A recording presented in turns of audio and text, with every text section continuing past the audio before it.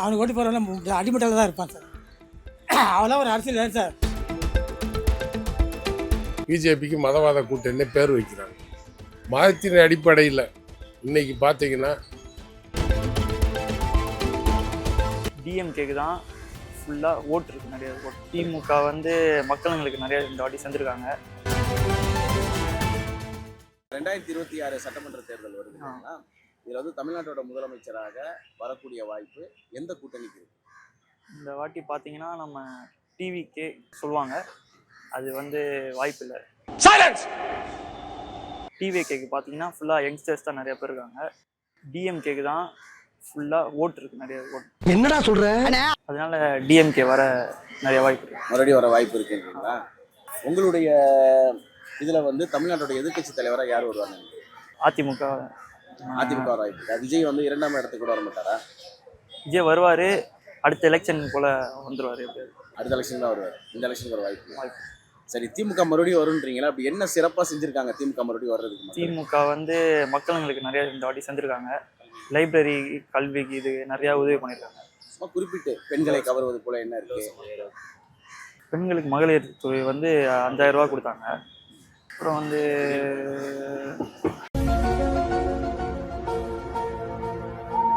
ஞாபகம் இல்லை, எதுவும் இல்லை. 2026 சட்டமன்ற தேர்தலில் யார் வெற்றி? எந்த விதமான மாற்று கருத்தும் இல்லை. மீண்டும் 2026 திமுக தலைமையிலான கூட்டணி தான் தமிழகத்தில் வெற்றி பெறும். முதல்வர் ஸ்டாலின் அவர்கள் தான் மீண்டும் முதல்வராக தமிழகத்தில் பொறுப்பேற்பார். 2ஆம் கட்டமாக எதிர்கட்சியாக யார் வருவாங்க? யதார்த்தத்தின் அடிப்படையில் சொல்லணும்னு பார்த்தீங்கன்னா, நடிகர் விஜய் வந்து தமிழக அரசியலில் மிகப்பெரிய தாக்கத்தை ஏற்படுத்துவார். அதில் மாற்று கருத்து கிடையாது. பட் எதிர்கட்சியாக வரக்கூடிய அளவுக்கு அவருடைய வாக்கு சதவீதம் இருக்குமா அப்படின்னு பார்த்தீங்கன்னா, அதற்கான வாய்ப்புகள் குறைவு தான். எப்படி பார்த்தாலும் எம்ஜிஆர் ஆரம்பித்த கட்சி, ஜெயலலிதா அவர்களால் வளர்க்கப்பட்ட ஒரு கட்சி ரெட்டைலைக்குன்னு சொல்லி ஒரு ஃபேன் பேஸ் வந்து இன்னும் வந்து கிராமப்புறங்களில் கூட இருந்துக்கிட்டே தான் இருக்குது. ஸோ அதன் அடிப்படையில் தற்போது இருக்கக்கூடிய எடப்பாடி பழனிசாமி அவர்களுக்கு வேணால் என்ன சொல்கிறது, ஒரு லீடருக்கான தகுதிகள் சற்று குறைவாக இருக்கிற மாதிரி ஃபீல் பண்ணலாம். பட் ஆனால் பார்த்தீங்கன்னா ரெட்டலைக்கான மவுசு இன்னும் வந்து குறைந்த பாட்டில்லை. அதனால் எதிர்க்கட்சியாக வருவதற்கான பிரகாசமான வாய்ப்பு அதிமுகவுக்கு தான் இருக்குது, அதில் மாற்று கருத்து இல்லை. ஆனால் பெரும்பாலான இடங்களில் அதிமுகவை விஜய் 3ஆம் இடத்துக்கு தள்ளுவார் அப்படின்றதுலையும் எந்த மாற்று கருத்தும் இல்லை. தமிழ்நாட்டில் வந்து ஏற்கனவே வந்து முதல்வர் ஸ்டாலின் இருக்காரு, ஆட்சி செஞ்சிருக்காங்க. இப்போ தமிழக அரசியலில் நடிகர் விஜய் வந்து புதிதாக கட்சி தொடங்கி வந்திருக்காரு. ஆமாம், நடிகர் விஜய் வந்து தமிழ்நாட்டோட முதலமைச்சராக வர வாய்ப்பு இருக்குதுங்களா? இருக்குண்ணா. எப்படி சார்? ஏன்னா மோஸ்ட்லி யங்ஸ்டரோட ஓட்டு அவருக்கு தான் மாதிரி சர்வே வந்து காமியுது. அதே மாதிரியே எல்டர்ஸு ஓல்டர்ஸ் எல்லாருமே வந்து ஓட்டு புதுசாக யாராவது வந்தால் நல்லா இருக்கும்னு சொல்லிட்டு தமிழ்நாடு மக்கள் நினைக்கிறாங்க. ஆனால் நடிகர் விஜய் வந்து பார்த்தீங்கன்னா மக்கள் பிரச்சனைக்கெல்லாம் வந்து குரல் கொடுக்குறது இல்லை. அப்படிதான் இல்லைண்ணா, அப்படிதான் இல்லை. அவர் எப்போ இருந்த நடிக்கும் போதே வந்து அப்போதான் இருந்தார். வெள்ளை இதுதான் கொடுத்தாரு, நிறைய கொடுத்தாரு. என்னென்ன பண்ணியிருக்காரு? ஸ்கூல் ஓப்பன் பண்ணியிருக்காரு. வெள்ளை வரும்போது அப்போவே மக்களுக்கு வந்து உதவி பண்ணியிருக்காரு. இந்த மாதிரி நிறைய வெளி ஸ்டேட்டுக்கும் வந்து இப்போ கேரளாவில் கூட வயநாட்டில் இது வச்சு அப்போ கூட அவர் தான் கேஷ் கொடுத்தாரு. நம்ம சொல்லியிருந்தா கூட இவ்வளோ நல்லா சொல்லிட மாட்டோம் போல. தமிழ்நாட்டில் வந்து திமுகவை தாண்டி நடிகர் விஜய் வந்து முதலமைச்சர் ஆகிடுவார் நீங்க நம்புறீங்க? இருக்குண்ணா. எத்தனை சீட்டு ஜெயிப்பாருன்னு நினைக்கிறீங்க? அது இது சரியா? தமிழ்நாட்டில் எத்தனை சட்டமன்ற தொகுதி இருக்குன்னு உங்களுக்கு தெரியுமா? 4 அதுவும் ஞாபகம் இருந்தாலும் நடிகர் விஜய் வந்து ஜெயிப்பாருன்னு தோணுது. சரி, இப்போ 2026 சட்டமன்ற தேர்தலில் தமிழகத்தினுடைய அடுத்த முதலமைச்சராக யார் வருவதற்கு வாய்ப்பு இருக்கு? ஏன்? எடப்பாடி பழனிசாமி வந்தால் நல்லது. ஏன்னா திமுக ஆட்சி வந்து 5 வருஷம் பார்த்துட்டோம். ஒரே ஆட்சி தொடர்ந்தாலும் நல்லா இருக்காது. உண்மைதான் ஆஃபீஸர். இருந்தாலும் அவங்க கூட்டணி பலம் அதிகமாக இருக்குது திமுகவில். அப்படி இருக்கிறப்ப இந்த தேர்தல் டஃப்பாக தான் இருக்கும். விஜய் வந்து ஒரு 15% 20% ஓட்டு வாங்கினா அதிமுக ஆட்சிக்கு வர வாய்ப்பு இருக்குது. நீங்கள் தலைவர் எடப்பாடி அவர்களை சொன்னதுனால துணை கேள்வியை கேட்குறேன். எடப்பாடி அவர்களை வந்து பாஜக தான் இயக்குகிறது அப்படின்ற ஒரு குற்றச்சாட்டை திமுக சைட்ல இருந்தே தமிழக மக்கள் கிட்ட சொல்லியிருக்காங்க தொடர்ச்சியா. ஒன்று நல்லா தெரிஞ்சுக்கங்க, மத நல்லிணக்க கூட்டணி மதவாத கூட்டணின்னு சொல்லி பிஜேபிக்கு மதவாத கூட்டணி பேர் வைக்கிறாங்க. மதத்தின் அடிப்படையில் இன்னைக்கு பார்த்தீங்கன்னா திமுகவில் தான் மனிதநேய மக்கள் கட்சி, இந்திய யூனியன் முஸ்லீமுக்கு, எஸ்டிபிஐ, அப்புறம் அவர்கிட்ட இருந்த தமிமுன் அன்சாரி, இவங்கெல்லாம் மதத்தின் பேரில் யாருக்காலும் இந்துக்களுக்கு சீட்டு தர்றாங்களா? இவங்க மதவாத கூட்டணியா? அதனால வந்து திமுக ஒரு கட்டமைப்பை ஏற்படுத்தியிருக்கு. சொன்னதவே சொல்லிக்கிட்டு இருந்தால் மக்கள் ஏற்றுக்குருவாங்கன்னு. எது மதவாத கூட்டணின்றது மக்கள் தான் முடிவு பண்ணணும். இவங்க சசிகலா அம்மையார் தனியாக அதிமுக ஒரு கூட்டணி அமைப்பு ஏற்படுத்தியிருக்காங்க. அவங்க வந்து தென் மாவட்டங்கள்ல ஏதேனும் தாக்கத்தை ஏற்படுத்துவாங்கன்னு நினைக்கிறீங்களா? சார் என்னை பொறுத்தளவுக்கு சசிகலா கூட இருக்கவங்கலாம் வந்து அவங்க ஜாதி அடிப்படையில் உள்ள அமைப்பு தான். மற்ற ஜாதிக்காரங்களோ வேற யாருமோ வந்து அவங்க கூட இல்லை.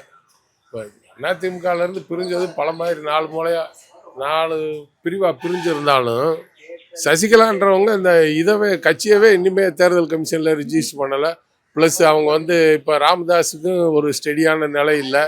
அவங்க 2 பேரும் சேர்ந்து பேட்டி கொடுத்தா எந்த அளவுக்கு மக்கள்கிட்ட தாக்கத்தை ஏற்படுத்திடும். அவங்க ஜாதி ஆளுங்க இருக்கிற இடத்துல கொஞ்சம் தாக்கம் இருக்குமே ஒழிய தமிழ்நாடு முழுக்க தாக்கம் இருக்காது. தமிழ்நாட்டோட எதிர்கட்சி தலைவராக யார் வருவார்? எதிர்கட்சி தலைவரானா இப்போ அதிமுக ஆட்சிக்கு வந்தால் திமுக தான் வரும். விஜய் வந்து அந்த 15% 20% தன்னுடைய பலத்தை நிரூபிக்க ஒரு வாய்ப்பு, அவ்வளோதான். இதுக்கு அடுத்து வர்ற தேர்தலில் வேணால் விஜய் யார் கூட சேரலான்றது அவர் தான் முடிவு பண்ணணும். ஐயா, 2026 சட்டமன்ற தேர்தலில் யார் மீண்டும் தமிழ்நாட்டில் முதல்வராக வருவார்? ஏன்? முக ஸ்டாலின் தான் சார். மக்களுக்கு நல்லா செஞ்சுக்கிறாரு. கவர்மெண்ட் நல்லா எதிர்பார்த்து செஞ்சுக்கிறாரு. என்ன குறிப்பாக செய்ததில் 2 விஷயங்கள் சொல்வதாக நான் இல்லை சார், பசங்களுக்கு வந்து இந்த 4 முதல்வர் திட்டம், பெண்களுக்கு வந்து பஸ்ஸில் ஃப்ரீயாக போகிறது சொன்ன செஞ்சுக்கிறாங்க சார். மேக்ஸிமம் அவங்க 70-80% மக்கள் சொன்ன அறிக்கையை செஞ்சு காட்டுறாங்க. ஆமாம். சரி, இது இப்போ தமிழ் கூட்டணி, அதாவது திமுக கூட்டணியில் காங்கிரஸ், விடுதலை சிறுத்தைகள், தேமுதிக பல கட்சிகள் இருக்காங்க.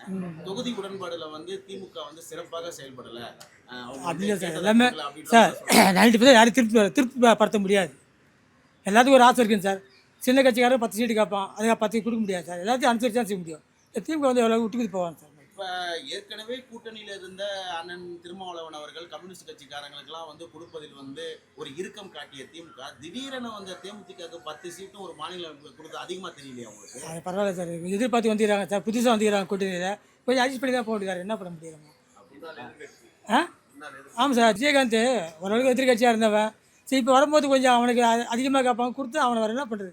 புதுசாக கூட்டணி வர கட்சி அது. இத்தனை வருஷம் கிடையாது. இத்தனை திமுக கூட்டணியில் அந்த கட்சி கிடையாது. இப்போ தான் புதுசாக வரான். அவனுக்கு கொடுத்து தான் ஆகணும். அது பரவாயில்ல சார். ஒரு 3 தொகுதி அதிகமாக கொடுத்துருப்பாங்க சார். 6-7 தான் எதிர்பார்த்து 3 கொடுத்துருப்பாங்க. பரவாயில்ல. வரட்டும். மாநிலங்களவை உறுப்பினரும் கொடுத்துருக்காங்க. அது தேவையில்ல சார். இது போதும். இதே அதிகம் தான். எம்பி சீட்டு கொடுத்துருக்காங்க சார். அது சதீஷ் கொடுத்துருக்காங்கல்ல, சதீஷுக்கு. அதுவும் கொடுத்துருக்காங்க. பரவாயில்ல. வரட்டும். என்ன இருக்குது? இறுதி கேள்வி சார், தமிழ்நாட்டோட எதிர்கட்சி தலைவராக யார் வருவார்? நல்லா எடப்பாடி தான் சார் வரணும். இல்லை, எடப்பாடி வந்து ஒரு எந்த தலைவர் இல்லை, ஒரு கேப்பபிலிட்டியான தலைவர் இல்லை. ஆனால் அவர் தான் சார். அதை விட மட்டமாக தான் மற்றவெல்லாம் இருக்கிறாங்க சார். அதோட பிஜேபிலாம் வந்து இதோட மோசமாக இருக்கும். அதுக்கு ஒன்றே பரவாயில்ல. இறுதியாக நடிகர் விஜய் வந்து இப்போ தமிழகத்தை இந்த தேர்தலில் என்ன தாக்கத்தை ஏற்படுத்தும்? சாரி, எனக்கு தெரியாது. அவனுக்கு ஓட்டு போகிறவங்க அடிமட்டத்தில் தான் இருப்பான் சார். அவெல்லாம் ஒரு அரசியல் இல்லை சார். கட்சி ஆரம்பித்து 6 மாதம் கூட ஆகலை. எத்தனை நான் தான் முதல்ல அமைச்சிருன்னா அவனுக்கு ஓட்டு போகிறான்னா அவன் மூளை இருக்காது அவனுக்கு. அதை பற்றி பேச வேணாம் சார்.